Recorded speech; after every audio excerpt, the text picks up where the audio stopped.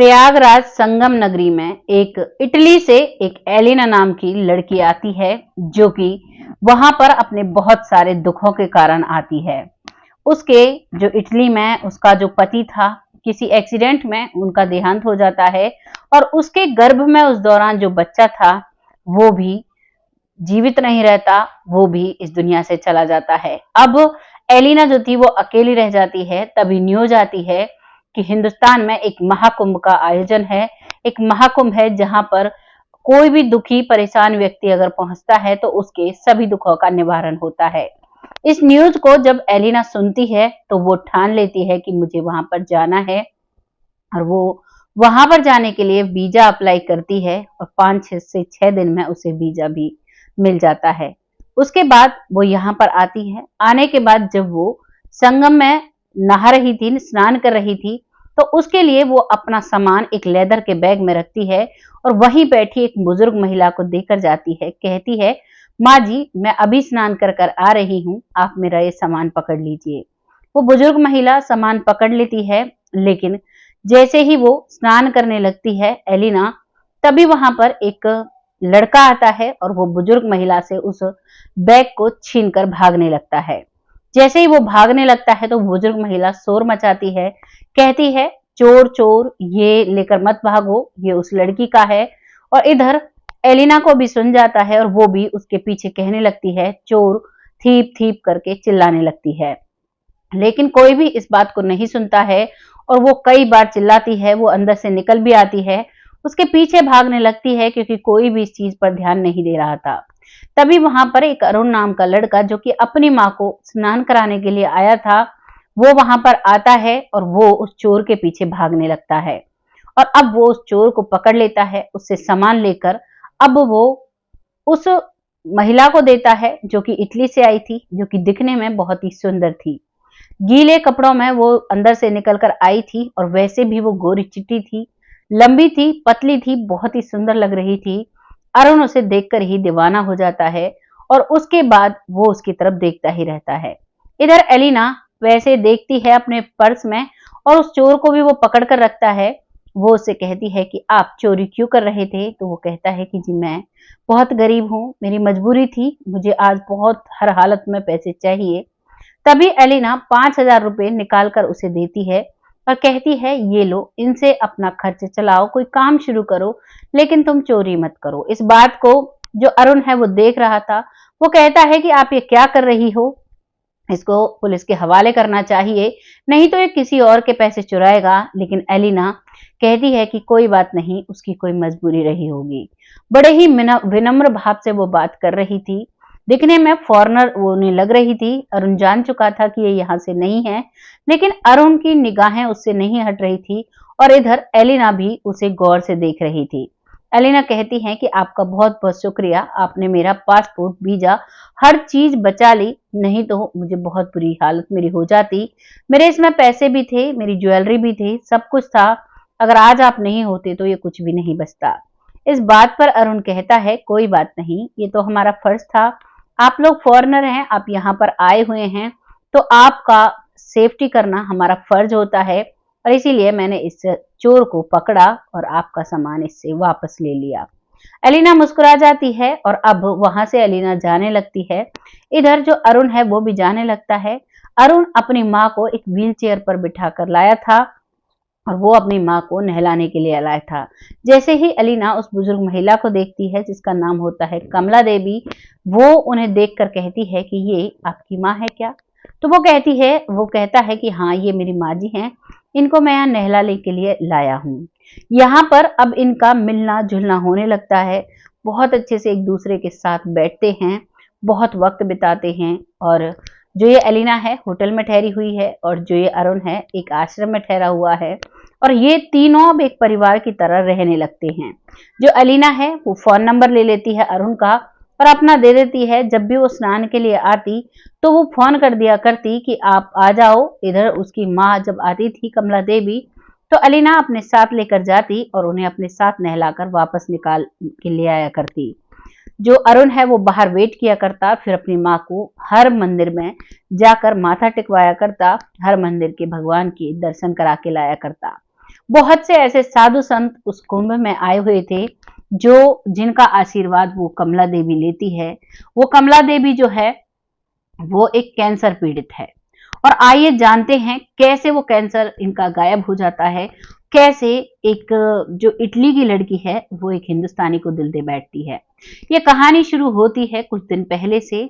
कुछ दिन पहले एक परिवार जो कि दिल्ली के नजफगढ़ में रहता है और वहीं पर इस परिवार में एक बेटा है, उसकी माँ है, उसका पिता है और बहुत राजी खुशी सभी रहते हैं। बेटे का नाम अरुण है, माँ जो है कमला देवी है और उनका पिता है। माँ को बहुत तेज पेट में दर्द उठता है। तभी उसका पिता कहता है कि बेटा इसको दिखा कर लाओ डॉक्टर को, क्या हुआ क्या नहीं। तो उसे डॉक्टर के यहाँ लेकर जाते हैं। डॉक्टर उसे देखता है, चेकअप करता है तो डॉक्टर बताते हैं कि इनको कैंसर है, ये अब नहीं बच सकती और कैंसर भी इनका लास्ट स्टेज का है। अब कोई फायदा नहीं है, अगर पहले से गौर कर लिया जाता तो शायद कुछ बात बन जाती। जैसे ही एक परिवार को ये बात पता चलती है, उस परिवार पर दुखों का पहाड़ टूट जाता है और वो परिवार बहुत परेशान हो जाता है। उस परिवार को समझ में नहीं आता कि क्या किया जाए, क्या नहीं किया जाए। सभी की आंखों में आंसू होते हैं क्योंकि एक व्यक्ति जब उम्र के इस पड़ाव में होता है, जब बेटा शादी लायक हो जाता है, अगर उस दौरान उसकी पत्नी को कुछ होता है या उसके पति को कुछ होता है तो वो अपने जीवन को खत्म मानता है क्योंकि उसके जीवन में उम्मीद नहीं रहती है। वो समझता है कि अब बेटे बहू का घर हो गया है, अब एक जीवन साथी की बहुत ज्यादा जरूरत होती है और अगर इस दौर में जीवन साथी हमसे बिछड़ जाता है तो हम क्या करें। यही सब कुछ सोच अरुण के पिताजी के दिमाग में चल रही थी।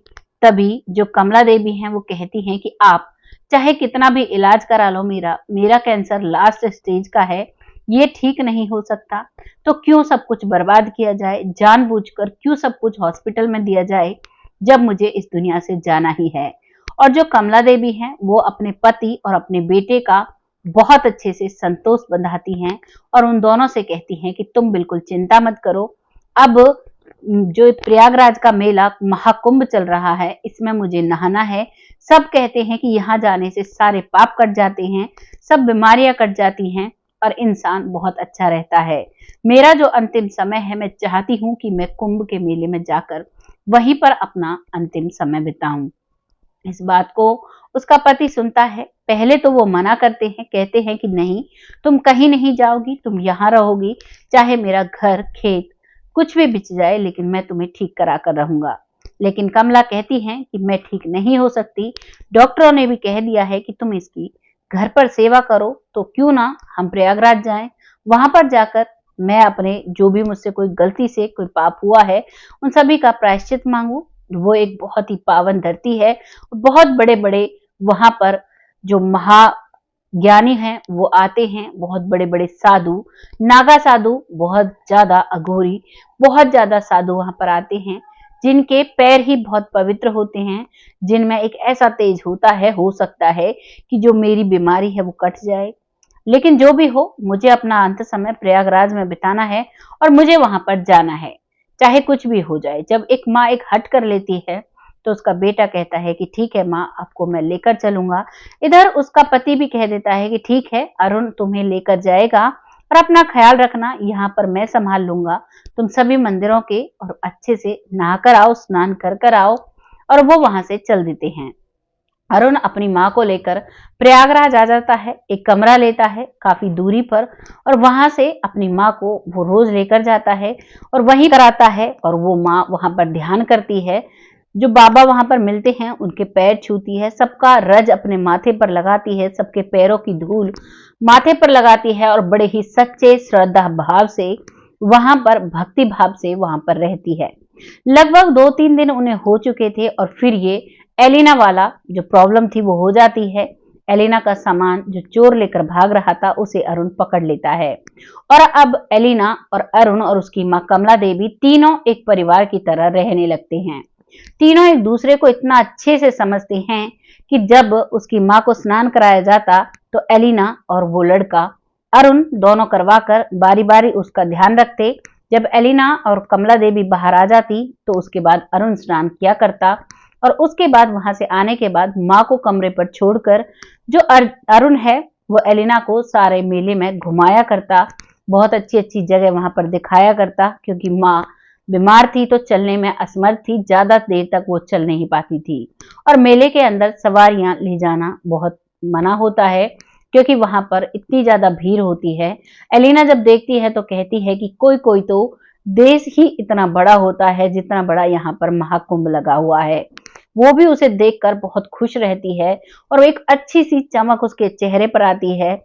जब वो इटली से आई थी तो उस समय उसके अंदर बहुत दुखों का पहाड़ था, लेकिन अब जैसे यहाँ पर वो रहती है तो धीरे धीरे उसका दुख कम होता है और वो अरुण की तरफ अट्रैक्ट होने लगती है। अरुण के साथ बहुत खुशी महसूस करती है। वो अरुण से कहती है कि अरुण, शायद मुझे तुमसे प्यार हो गया है, मैं तुम्हारे बगैर नहीं रह सकती। अरुण भी कहता है कि मुझे भी ऐसा ही लगता है, मुझे तुम्हारे बिन बिल्कुल मन नहीं लगता है, हर पल ऐसा लगता है तुम्हें ही देखता रहूं। अरुण बिल्कुल उसका दीवाना बन चुका था। इधर एलिना भी अरुण की दीवानी हो चुकी थी। दोनों एक दूसरे से प्यार करने लगते हैं, लेकिन अब वक्त आ जाता है उनके बिछड़ने का। और अब एलिना का जो पासपोर्ट था, जो वीजा था, अब उसका पूरा हो चुका था। 4-5 दिन के लिए ही वो वीजा लेकर आई थी, स्पेशल वो महाकुंभ के लिए आई थी, और अब वो वापस जाती है। इधर अरुण भी अपनी माँ को लेकर वापस आ जाता है। जब वो दोनों बिछड़ रहे थे तो उनकी माँ भी कह रही थी कि बेटा, मुझे ऐसा लगता है कि मेरी बहू एलिना जैसी हो, काश ऐसा सच हो जाए, मेरी बहू अलीना जैसी अगर होगी तो मेरा जीवन धन्य हो जाएगा। क्योंकि अलीना जब उसके पास हुआ करती तो अलीना उसकी तेल मालिश किया करती, उसे अच्छे से नहलाया करती, उसका बहुत अच्छे से ख्याल रखा करती, उसके पैर दबाया करती, उसका सर भी दबाया करती, जितनी सेवा उसे करनी थी वो उसकी किया करती। इस सेवा से कमला देवी बहुत खुश हो जाती है और बस यही सपना लेकर वापस अपने घर नजफगढ़ दिल्ली लौट जाती है। वो घर आती है। घर आने के बाद वो अपने शरीर में कुछ फुर्ती महसूस करती है और उसे ऐसा लगता है कि मैं ठीक हूं, मुझे कोई बीमारी नहीं है। तभी वो अपने पति से कहती है कि सुनते हो जी, क्या आप मेरा चेकअप करा सकते हैं? तो उसके पति कहते हैं, क्या फायदा, वैसे भी लास्ट स्टेज का चेकअप, लास्ट स्टेज का तुम्हारा कैंसर है, बार बार चेकअप कराने से फर्क भी पड़ता है।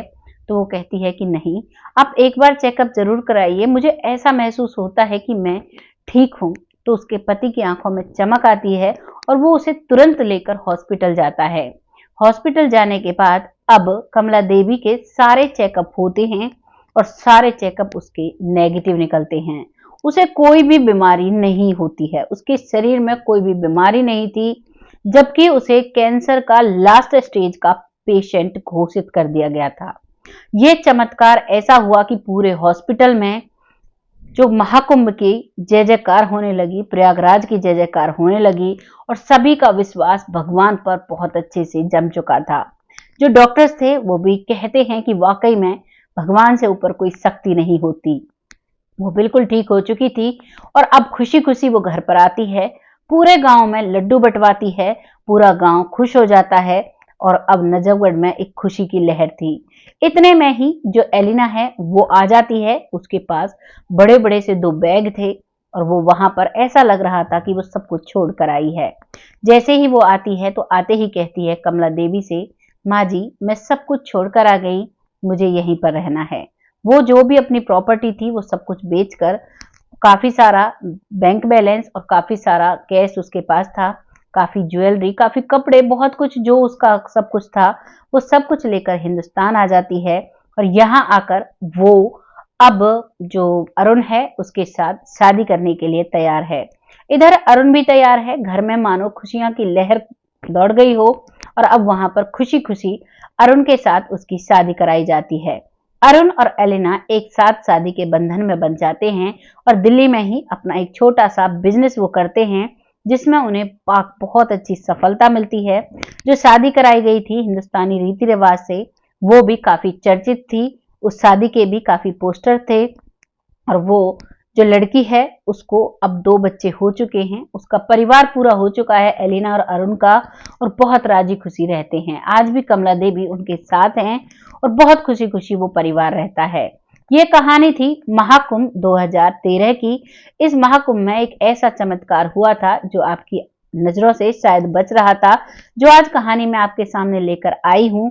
ये एक ऐसी कहानी है जो हमारे विश्वास को दृढ़ करती है।